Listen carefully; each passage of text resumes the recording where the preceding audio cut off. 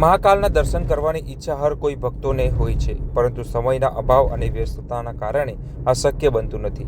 ત્યારે નવસારીમાં આવેલા 700 વર્ષ જૂના પૌરાણિક દેવેશ્વર મંદિર ખાતે શ્રાવણ મહિનાના અંતિમ દિવસોમાં ભસ્મ આરતીનું આયોજન કરવામાં આવ્યું હતું। આ ભસ્મ આરતીમાં નવેમ્બર મહિનામાં નવસારી જિલ્લામાં યોજાયેલ અતિરુદ્ર મહાયજ્ઞમાં જે રાખ હતી તે વડે દેવેશ્વર ધામમાં મહાકાલના સ્વરૂપને ભસ્મ આરતી અર્પણ કરવામાં આવી હતી। આ મહાઆરતીમાં હજારોની સંખ્યામાં ભક્તોનું ઘોડાપુર ઉમટ્યું હતું અને સમગ્ર પરિસર હર હર મહાદેવ હર હર મહાકાલના નાદ સાથે ગુંજી ઉઠ્યું હતું। દેવેશ્વર મંદિરના મુખ્ય પૂજારી એવા શ્યામ મહારાજે પ્રથમ ભસ્મ વડે આરતી કરી હતી અને ત્યારબાદ મહાકાલની મહાઆરતી કરી હતી। આરતી પૂર્ણ થયા બાદ મહાકાલને થાળ ધરાવવામાં આવ્યો હતો। આરતીની વિશેષતાની વાત કરવામાં આવે તો 700 વર્ષ જૂના પૌરાણિક આ દેવેશ્વર ધામમાં આરતી અને મંદિરની જે વિશેષતા છે, જેમાં મહાઆરતીમાં ડમરૂ ઢોલ નગારા સહિત અન્ય વાજિંત્રો સાથે મહાઆરતી કરવામાં આવે છે અને 1 થી 1.5 કલાક સુધી આ આરતી ચાલે છે। અને મંદિરની વિશેષતાની વાત કરીએ તો શ્રાવણ માસ દરમિયાન તમામ દિવસો અહીં મંદિરમાં એક આકર્ષિત સુશોભિત શણગાર કરવામાં આવે છે અને આ શણગારના દર્શન કરવા માટે ભક્તો ખૂબ જ આતુરતાથી આ શ્રાવણ મહિનાની પણ રાહ જોતા હોય છે।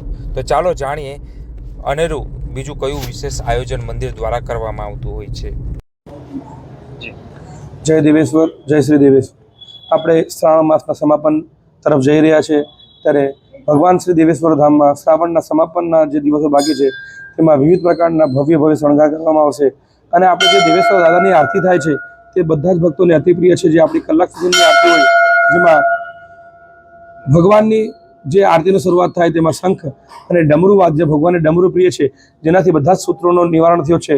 પાણીના જે ભગવાન શિવે ડમરૂ વગાડ્યું હતું એનાથી બધા સૂત્રો નીકળેલા, એટલે ડમરૂ વાદથી ભગવાનની આરતીની શરૂઆત થાય છે અને આપણી ભવ્ય આરતી કલાકની હોય છે। અને જેમાં ખાસ કરીને આપણે શ્રાવણ માસના સમાપન તરફ જાય છે ત્યારે ભગવાન દેવેશ્વરની ભસ્મ દ્વારા આરતી કરવામાં આવી। જે ભસ્મ આપણે નવસારીમાં જે નવેમ્બરમાં અતિરુદ્ર મહાયજ્ઞ થયું હતું અને 5 દિવસીય અતિરુદ્ર મહાયજ્ઞ જે શિવજીને વધારે પ્રિય છે, એની જે ભસ્મ છે એ ભસ્મ તૈયાર કરીને અને એ ભસ્મ દ્વારા દેવેશ્વર ભગવાનની જે રીતે મહાકાલની ભસ્મ આરતી થાય છે, તે રીતે ભગવાન શ્રી દેવેશ્વર ધામમાં દેવેશ્વર મહાદેવ ભગવાનના સ્વરૂપ સાથે મહાકાલનું સ્વરૂપના પ્રદર્શન કરી, શ્રૃંગાર કરી અને એમની પણ ભસ્મ આરતી કરી અને એ ભસ્મ આરતીમાં અને રોજની આરતીમાં હજારોની સંખ્યામાં ભક્તો આવે છે। જગ્યા મંદિરમાં રહેતી નથી, પરંતુ ભક્તો ઊભા રહી કલાક ઊભા રહે છે અને ભગવાનની પ્રત્યે આસ્થા છે અને દેવેશ્વર દાદા પ્રત્યે આસ્થા છે અને આરતી વિશે બી આસ્થા છે। તો આપણે આ ભવ્ય આરતી સમાપન દિવસોમાં બી થશે।